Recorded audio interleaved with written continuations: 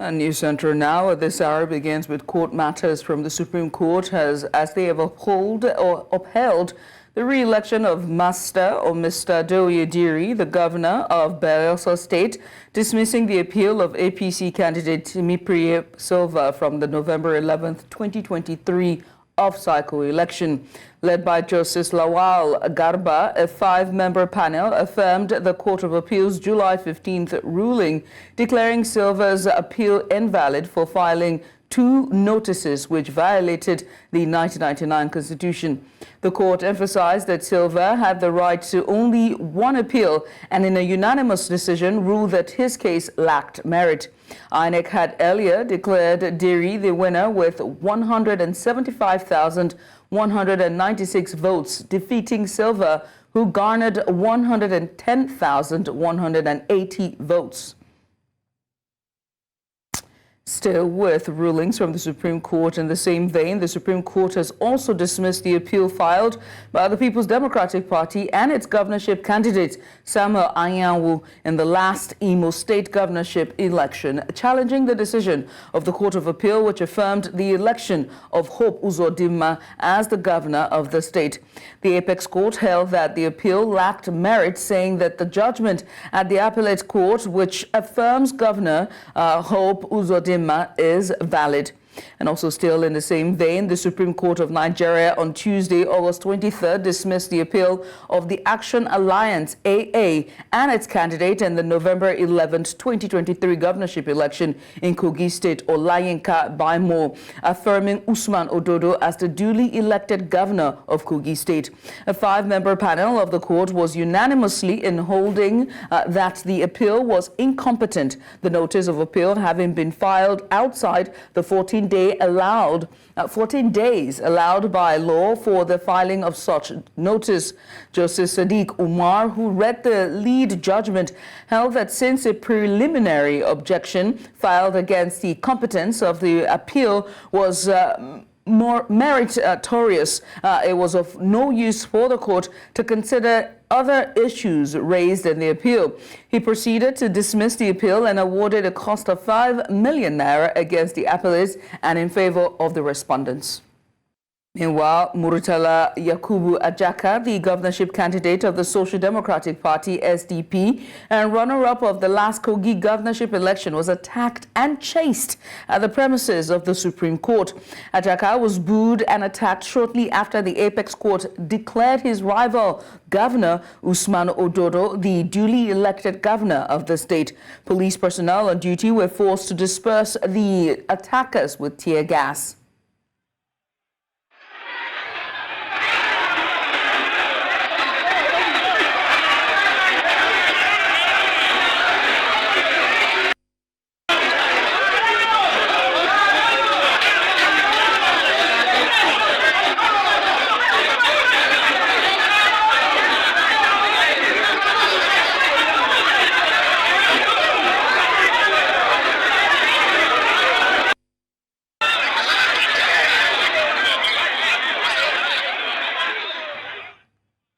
Joining us now to discuss this further is our correspondent live from Abuja. There's none other than Emmanuel Bagudu.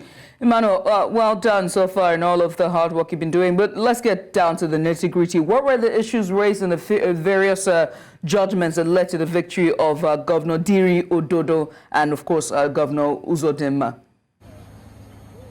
Yes, good evening from Abuja. A very busy day for the Supreme Court here in Abuja, at, of course, the 3-arm zone. Of course, the judges were busy, reading out their, submissions, their ruling, their judgment on the 3 governorship tussles, talking about Imo, Bayelsa, and Kogi. For Bayelsa, of course, the Supreme Court actually ruled that the Timipri Silva, only wasted the time of the court. That all the submission, all the application by Governor Timipri Silva, governorship candidate Timipri Silva from the APC, just mere abuse of court orders and shouldn't have been entertained by even the appellate court in the first place. So it was trashed.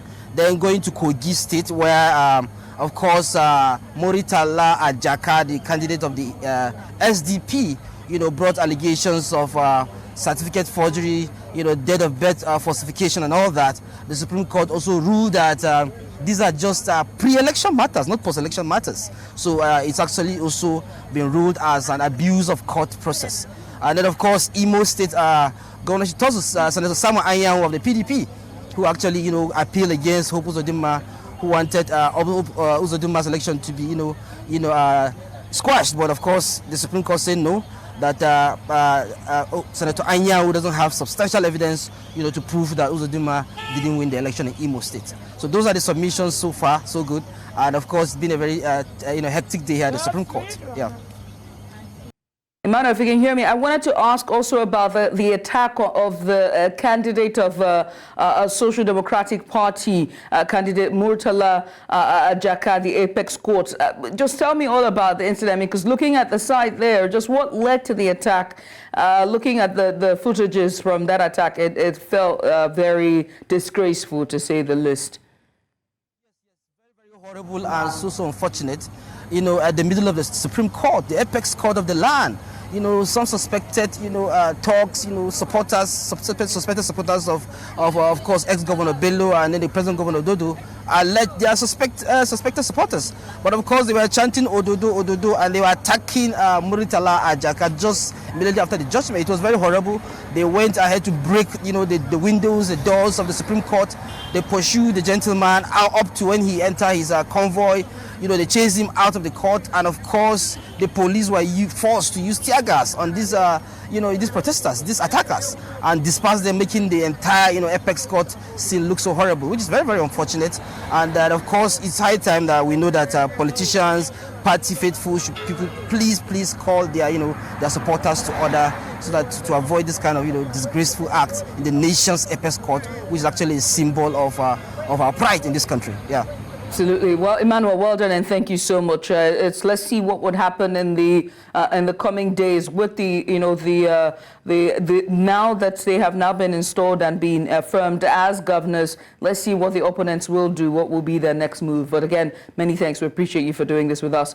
Emmanuel Bagudu is our correspondent live in the capital, Abuja. There, and we stay with judicial matters as President Bola Tinubu has sworn in Justice Kudirat Kekere-Ekun as the 23rd Chief Justice of Nigeria, pending a confirmation by the Senate. Kekere-Ekun took the oath of office and signed the oath register at 11:40 a.m. local time at the Council Chamber of the State House Abuja on Friday. She succeeds Ariwola, who assumed office on June 27th, 2022, and bowed out on Thursday upon attaining the mandatory retirement age of 70 years.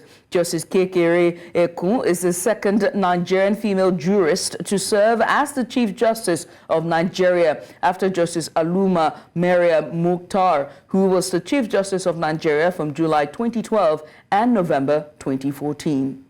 Justice Kekere is a brilliant lawyer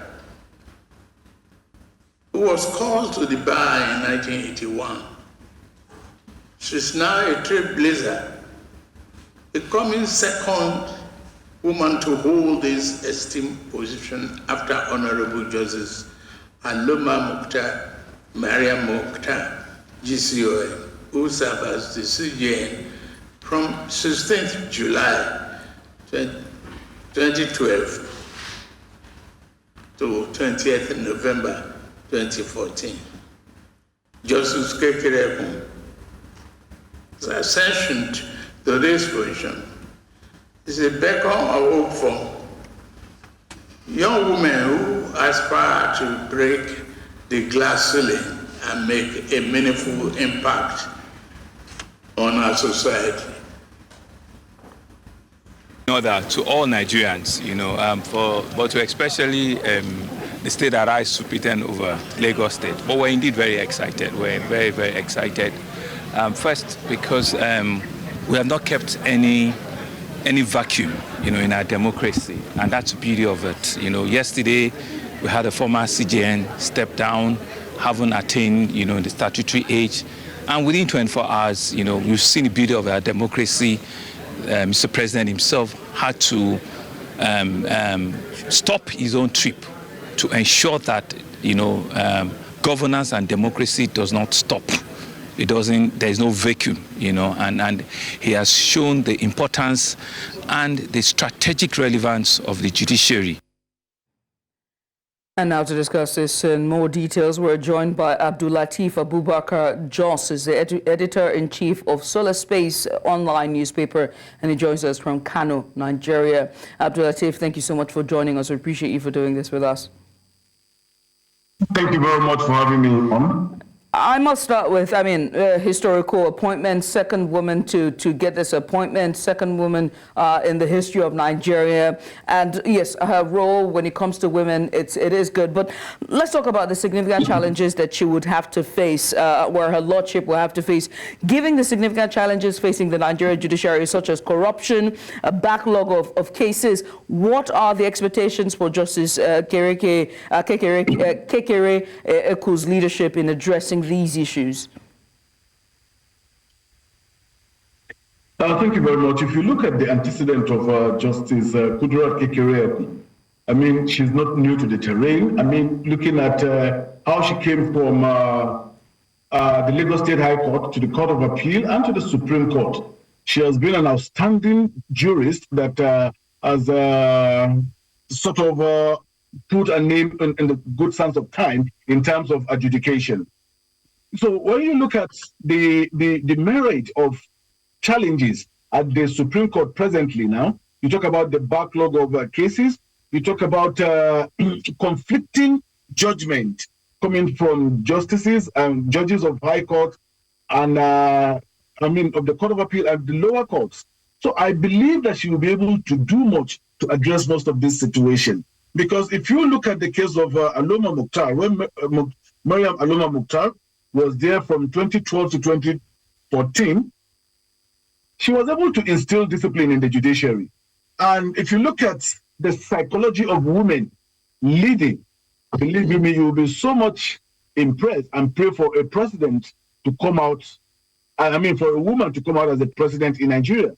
Because ideally, when you talk about discipline, Mariam Kekere Eku with her antecedents is discipline.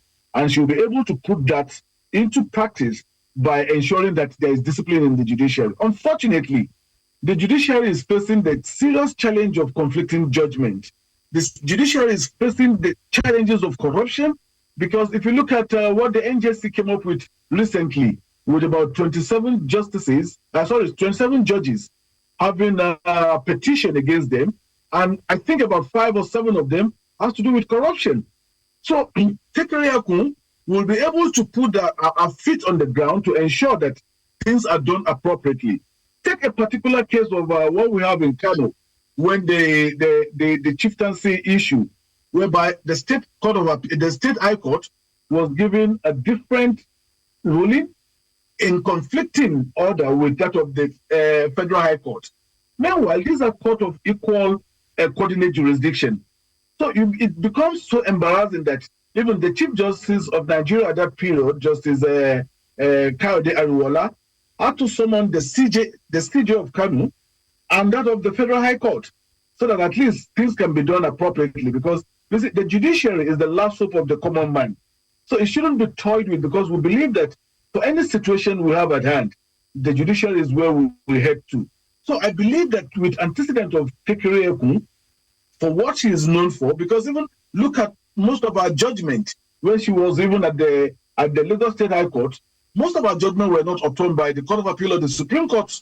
If you look at what she was able to do, and the same thing with when even she was at the Court of Appeal, and when she writes a judgment at the Supreme Court. So with all this on ground, I believe that when she takes the mantle of leadership fully after the approval of the National Assembly, because I think she will need to go through the screen of the National Assembly for confirmation of her appointment. Believe you me, I have a lot of hope in her leadership. You say you believe in her leadership. You just reeled out some of her achievements in the last couple of years, her working both in Lagos State and of course at the judicial system. And you just made mention of the conflicting order that we seem to see oftentimes at the judicial system. But you also mentioned that the judiciary is the common man's last hope. That's what you said, right? And I remember Yes. earlier, about a few minutes ago, or 30 minutes ago, during our last program where we had Dashin Usman and one of our guests, and he was saying that, that the new Chief Justice will be to not bow or heed to the sentiments of, the public or with emotions. What do you say to that type of sentiment or that type of reaction or advice? If you listen, if you can recall during the presidential the presidential election panel, the tribunal from the Court of Appeal to the Supreme Court, they made it clear, very, very clear that, look, the judiciary does not work on sentiment or emotion, but rather based on facts before the jurist. Because we don't say because somebody is a female, somebody is a male, or somebody is a Yoruba man, somebody is a Hausa man, or somebody is an Igbo person. Look, the judiciary should be above board. The judiciary, from the way it operates and from the way they were able to put this, even during that period of the election, it said, look, all what they've been reading on the social media, some of even the attacks that, okay, the judiciary is on trial and things like that, it does not bother them. But what they are much concerned with is, look, what is before us? What are the facts, the issues before us? So they don't work, the judiciary does not work on sentiments. The judiciary works on facts. And it is only that facts that will be able to put things straight. So on most occasions, unfortunately, the judiciary cannot even work in vacuum because, you see, we have the bench and we have the bar. The lawyers at the same time, if they don't give their own part of the contribution as expected, there won't be sanity in the judiciary. So in the issue of bribing, corruption, a backlog of cases, because like yesterday when the immediate past CGM was making his speech, he made reference to the fact that the Supreme Court is overburdened with so many cases that don't even needed to come to the Supreme Court. So so far, with what we're having with Kekere, believe me, I have a lot of respect and hope in her that she'll be able to put things straight. Well, I must say, Latif, I must say thank you so much for taking out the time today to just have this conversation with us. Well, it's a long road ahead for her, and we wait to see, and there's so much challenges on that road. We hope to see how she intends to jump over these hurdles. Well, once again, many thanks, Abdul Latif, for doing this with us. Abdul Latif Abubakar Jos is the editor-in-chief of Solace-based online newspaper, and he joined us live from Kano, Nigeria. You're watching news now on News Central TV. We go on a short break. When we come back, there's more. Stay right there. And welcome back. Away from judicial matters now, as the Vice President, Kashim Shatima, has charged the Nigerian armed forces to remain vigilant and proactive in addressing regional security threats. He gave the charge at the graduation ceremony of Course 32 of the Nigerian Defense College, Abuja. Shatima, who represented President Tinubu, said the current administration is determined to make Nigeria safe for investment and economic prosperity. He emphasized the need for strategic leadership to address the mirage of security challenges in the country. A total of 111 participants took part in the course, with 19 foreign participants. We'll come back to more security matters much later in the course of this bulletin. But for now, let's tell you that 6 men arrested during the 2020 #EndSARS protest have been freed after nearly 4 years in custody. The Lagos State Magistrate Court in Ogba, under the authority of Magistrate Bolanle Osushomi, discharged the men on Thursday after they pleaded guilty to an amended charge brought by the Lagos State government. The defendants, Daniel Joyimbo, Adigun Sodiq, Kehinde Shola, Salaudeen Kamilu, Sadiq Useni, and Aziz Isiaka were accused of engaging in conduct likely to breach the peace, a violation of Section 168D of the Criminal Law of Lagos State 2015. Before their release, Magistrate Osushomi issued a stern warning urging the men to lead law-abiding lives moving forward and highlighting the serious consequences of their actions. The federal government has issued a warning to states as water levels in the River Niger continue to rise. The Nigeria Hydrological Services Agency, NIMSA, sounded the alarm on Friday, citing upstream activities in Niger and Mali as key contributors to the rising waters. According to a statement from NIMSA, Director General Umar Mohammed, floodwaters from these neighboring countries are expected to flow into Nigeria through Kebbi State. Dam operators at Kanji and Jaba on the River Niger have been alerted and are prepared to manage the situation. NISA has advised states and communities along the River Niger to remain vigilant as the floodwaters are expected to peak towards the end of August and into September. And now to a very tragic incident in Nigeria's border town of Kirawa, where 4 farmers were murdered by terrorists suspected to be members of Boko Haram. News Central's Umaru Kirawa reports that the victims were engaged in agricultural activities when the terrorists launched their assault, underscoring the ongoing security threats faced by rural communities in the area. The councillor of Kirawa, Jimini Ward, who is also the speaker of the Gwaza Local Government Council, Bukar Umar Aji, confirmed the incident, calling the attention of armed forces to provide adequate security to the people to farm and earn their means of livelihood. The chairman of Kirawa Development Association, Yakubu Maba Ali, who spoke to our correspondent, said the attack on farmers will further compound the challenges faced by the community that are rebuilding after years of insurgency. Earlier, a resident of Kirawa, Guza Local Government, Benue State, Abdul Bello Kirawa, spoke to us on this development. Take a look. Went to the farm to work in farm, and Boko Haram yesterday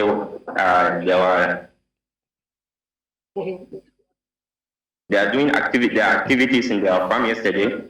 So the Boko Haram attacked them and killed 2. They killed 2.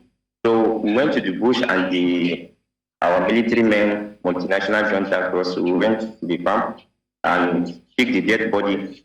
So after all, we came back, and later on, the 3 people they were missing. So we are waiting to hear the information about the 2 people. We are searching them. So the Boko Haram now call us with phone to tell us that there are still 2 dead bodies in the bush. We killed them. So we should come and find them. We should come and pick them again. Minister of State for Defense Bello Matawale has strongly condemned the murder of the head of Gatawa district in Sokoto State, Isa Bawa, calling it a heinous and senseless act. In a statement released on Friday by the Ministry of Defense's Director of Information and Public Relations, Henshaw Ogunbike, Matawale ordered the Chief of Defense Staff, General Christopher Musa, to track down those responsible for the district's head's killing. Matawale emphasized that security is a top priority for President Bola Tinubu, who has been fully supporting the military in their efforts. He assured the public that the armed forces would spare no effort in finding the perpetrators and bringing them to justice. We'll move now away from security. The geographic constraints and skill gaps and lack of adequate experiential learning are the many reasons young Nigerians have find it difficult to thrive in the ever-growing job market. This has, in many ways, led to a shortage of skilled professionals to fill high-demand positions in the country's job market. Now, this shortage of skilled and seasoned professionals is a major concern for certain sectors. News Central's Chidima Ona tells us more.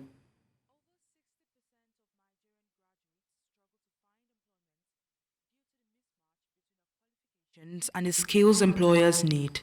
This issue has sparked questions of whether courses taught in schools are a waste of time, considering the challenges most young workers face at the start of their careers. When I started, it was a lot of things to learn, you know, things to do, a lot of uncertainty because you just had to learn to tag along, learn on the job. So for me, the majority of the challenge was the task that was ahead of me. The issue is there are no industries to accommodate those courses. I'll give an example. A microbiologist in Nigeria can go abroad and work in a lab abroad and make so much money because the person is valued, his work is valued, what he's doing is valued.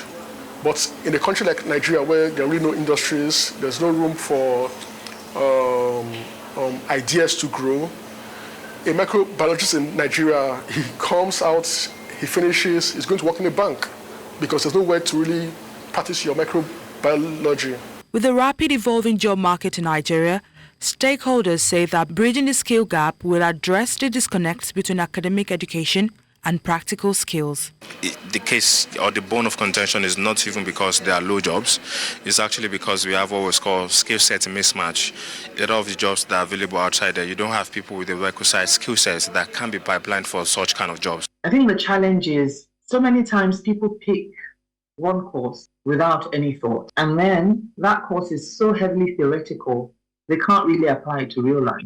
I can understand why they then feel discouraged and feel school is a scam, was a waste of time. I think what it is we have to raise people to be far more entrepreneurial. So if we're reasoning that way more, then we'll stop sitting back and waiting for somebody to say, here's a job in mass communication. In view of the significance of having adequate manpower to drive the growth and development of the nation, creating a loop of operations that helps Nigerians blend into every phase of their lives and utilize their abilities properly would go a long way. In Lagos for News Central, Chidinma Ona. The recently held nationwide #End Bad Governance protest where lives and properties were lost seems to have prompted the new directive by the regulating body of the Department of Petroleum Resources, DPR, to bar sale of fuel to customers in gallons from filling stations across Nigeria. In this report, News Central's correspondent Austin Azu seeks to examine how this development affects small-scale business operators in Asaba Delta capital. Take a look. As queues return to filling stations across the country due to fuel scarcity, commuters and motorists spend almost half a day before getting the products. Though the premium motor spirit is sold at different prices across the country. In Asaba, Delta State capital, while long queues resurfaced at the mega petrol stations that sell between 591 naira to 700 naira, but it's quite different at others, where the product goes for between 850 naira to 950 naira per litre. While visiting several filling stations within the state capital, there is a notice placed that no selling of petrol on gallons. New Central News Crew, however, decided to test the compliance of this directive. A pump attendant just told me that they won't sell for me because it's an instruction from the head office, and everyone who comes with gallon obviously will not get fuel. However, let's see how it goes. Maybe we'll have to talk to people who are doing small-scale businesses to tell us how they are coping with this development here in Asaba. This is my jerry can. I went in there to get fuel, but I couldn't get fuel. It's empty. So without that fuel, there's no way I can be able to stock my goods without it spoiling. So thereby, it causes me a lot of loss because there's no fuel. So that means without a car, I can't buy fuel. It affects everybody because many people, they use fuel for house, not only car, not only keke. People that are doing a barber salon, and other business, they are using fuel. So you don't expect somebody to carry big generator, put for head, go filling station, go they buy fuel. We are here at Marine Cable Waterside here in Asaba to interface with these boat drivers over the recent developments in town for the refusal of filling stations not selling fuel in their jerry cans for them to pilot their boats to their various destinations along this coastal line to Onitsha and other places. They affect us well, and without saying they no sell for jerrycan, yeah, no movement. And the black oil they buy is God self. Them na the gallon that they carry go by.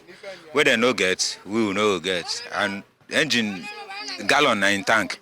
Meanwhile, the crew later visited a barber shop where power supply is not a guarantee anywhere in Asaba environs, but met the hairstylist resting alone in his shop with no customer. Since where this fuel scarcity come now, to do things now they had us. Now, would they depend on NEPA now?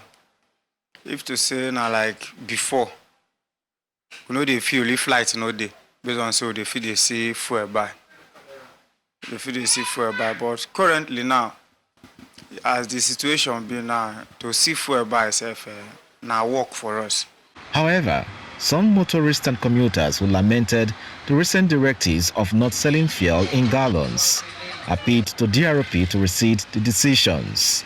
But stopping jerrycan completely is not the way out, because you don't expect somebody who is using generator, and everybody, every house right now uses generator, and then how are you going to save them?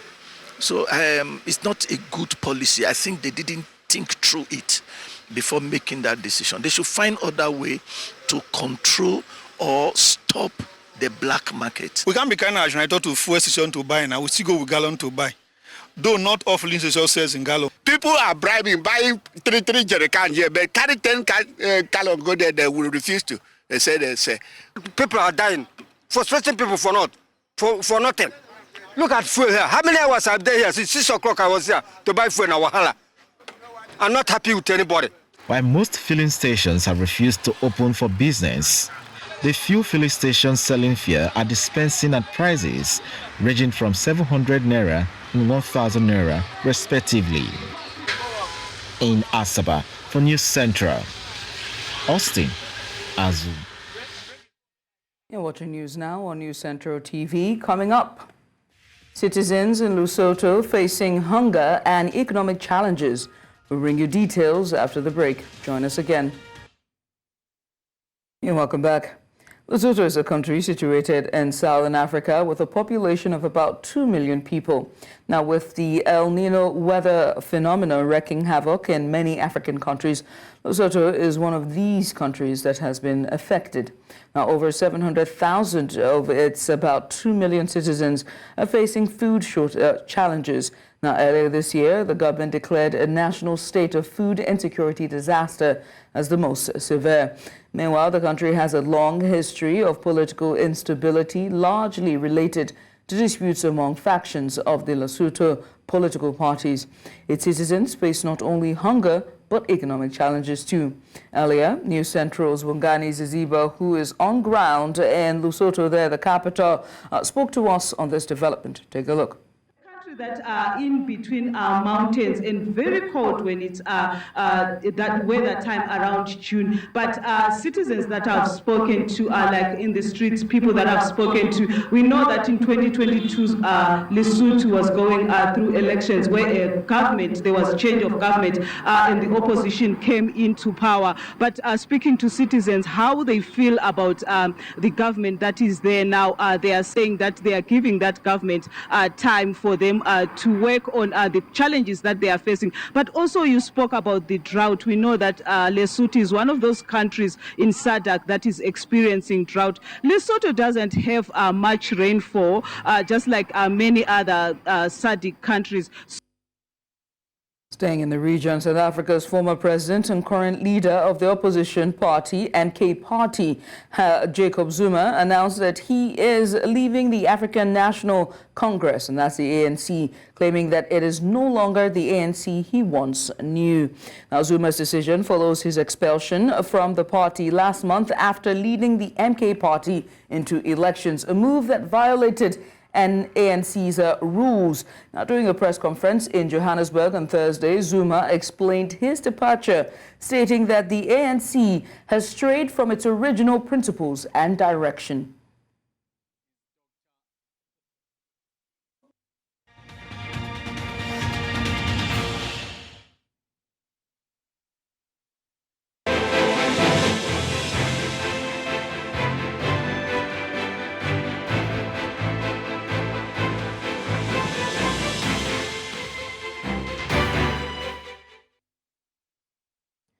U.S. Vice President Kamala Harris has officially accepted the Democratic presidential nomination at the Democratic National Convention in Chicago, pledging a new path forward for the nation. In a keynote address, Harris vowed to be a president who unites Americans and stands firm against dictators, drawing a sharp contrast with her Republican opponent, Donald Trump. The convention held in Chicago concluded with Harris's powerful speech signaling the Democratic Party's vision for the future. To move past the bitterness, cynicism, and divisive battles of the past, a chance to chart a new way forward. Not as members of any one party or faction, but as Americans. I will be a president who unites us around our highest aspirations. A president who leads and listens, who is realistic, practical. For more on this, I'm joined by our international correspondent, Afia Hagen. Afia, it's been 4 days, or should I say 5 days, of the Democratic National Convention, and it is the last night of the Democratic Convention, which was last night as well, and perhaps the most important night of the convention with Vice President Kamala Harris's career so far. What were the main takeaways from that speech that we just heard, or the excerpt from the speech we just heard there? For Kamala Harris, and they're making a really, really important speech, probably the most important speech of her career thus far. You're right in saying it's the end of the Democratic National Convention, and this week has all been about good vibes and patriotism, something that the Democratic Party is not really known for. Lots of red, white, and blue, lots of flag waving. And I think for Kamala Harris, last night was all about separating herself from the vice presidency, separating herself from Joe Biden, and setting out her stall on what she will be like as president. So we heard her talking about her ideas on foreign policy, on immigration, on being a realistic president, and from taking the people away from the chaos and the darkness that those were her words of a Trump presidency. She also opened up on her personal story, something that she's kind of struggled to do in the past, and actually preceding her. You had her stepdaughter, her goddaughter, and her niece talking about her. You had her great nieces with Kerry Washington teaching the crowd how to say her name. And then she talked about growing up with her mom and her dad, and also her inspiration to becoming a prosecutor. She talks about a friend of hers who'd been sexually abused by her stepdad. And when she found out about that, she asked a friend to stay with her, put her up, but also that was her inspiration to being a prosecutor. And I have to ask, I understand that former President Donald Trump was watching the speech that Harris gave last night. And so I have to ask, what was his reaction to her speech like? Well, President Trump was not happy at all. He was reacting in real time on his social media site, Truth Social, and he was posting things like, "Is she talking about me?" And then he said a lot of talk about childhood. We've got to get to the border, inflation and crime. He talked about Coach Walls, her running mate Walls, who of course we're calling Coach Walls because he used to be a high school coach, and he said he was an assistant coach, not a coach, and he said too many thank yous, too rapidly said what's going on with her. And then he called into Fox News and was really sounding quite angry and said things like, she's not having success, I'm having success, and then said, I'm doing great with Hispanic voters, I'm doing great with black men, I'm doing great with women because women want safety. So yes, reacting in real time on Truth Social and then on Fox News. Former President Donald Trump was not happy about Kamala's speech at all. Besides the rumors of the greatest performer of our time, Beyonce, performing, and then her reps coming out to say she wasn't going to be performing at the last night for the DNC, were there any other highlights from the convention from last night for you? I mean, I thought you were talking about me, the greatest performer of all time. But no, we didn't get Beyonce, unfortunately, but we did get Pink. She performed at the end of the night. Kerry Washington was hosting last night as well. You had Reverend Al Sharpton on stage with the Exonerated Five. They were on stage as well to endorse. But I think really last night, we didn't have too many celebrities because the focus was really on Vice President Kamala Harris. Well, I must say thank you, Afia, for joining us. We're pressed for time. I would have asked about, Trump and Harris's latest with the polls, giving the last 4 days. But I'm sure with a next bulletin, you would definitely give us that information. But many thanks. We appreciate you for doing this with us. Thanks. We're going to a short break. We'll be back for more. Stay with us. Kenya's Airways has announced its first profit since 2013, attributed it to its recovery initiative, and that's Project Kifaru. Now, the airline marked a profit of about 513 million Kenyan shillings in the first half of 2024, a marked contrast to the previous year's loss of Kenyan shillings 21.7 billion. Now, Sean Mendez, an aviation consultant and guest on the Business Edge show, provided insights into the distinct strategies Kenya Airways employed this time. How important this is for Kenya Airways. It's been a very difficult decade for them, where they basically had to cut their business down to nothing and rebuild it from scratch. The numbers aren't huge. 513 million shillings is about $4 million US, which is, if you look at the margin, it's probably less than a percentage. But it's, the fact that they've turned this corner and they're now once again in the black after over 10 years is tremendously significant for them. And, I've spoken to people at KQ and congratulated them, because, this is really a big step for them on their journey towards survival and hopefully, reinstating themselves among the upper echelon of African carriers. Well, you've talked about Kenya Airways turning the corner. Would you talk to us? Well, I think you should talk to us about what it did differently, really.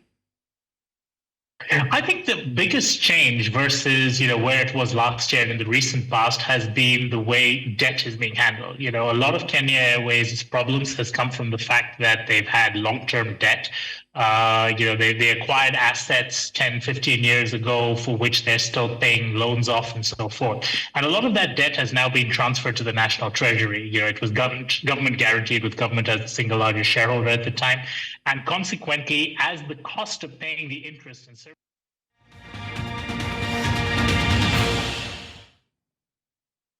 Swedish coach Jan Andersson has confirmed that he's in discussion with the Nigeria Football Federation over the vacant Super Eagles post. The Super Eagles have been without a manager for the past few months following the resignation of Finidi George as the head coach. The Swedish manager is reportedly among the front-runners for the vacant position. While speaking to a Swedish news media outlet, the former Sweden national team coach confirmed the discussion but insisted that nothing has been agreed upon yet. Andersson went on to compliment the Super Eagles, stating that Nigeria is a huge footballing nation and he's extremely flattered to be in the running to be the next national team coach. He went further to say that his years of experience in football discussions do not equate to appointments, and anything can happen. And that's all at this hour. But before we go, let's take another look at some of the major stories. Supreme Court affirms PDP's Diri and Hope Uzodinma, as well as APC's Usman Ododo, as duly elected governors of Bayelsa, Imo and Kogi states, respectively. President Tinubu swears in Kekere Ekun as 23rd Chief Justice of Nigeria. Former South African President Jacob Zuma exits the ANC over what he termed the party's departure from its original principles. Now remember, they can send us your eyewitness report to the WhatsApp number now showing on the screen. And while you're at it, make sure to follow us on social media. We're at News Central TV. You can also watch News Central live on DSTV channel 422, Star Times channel 274, Avo TV and YouTube. Many thanks for watching. I'm Judith, Atibi.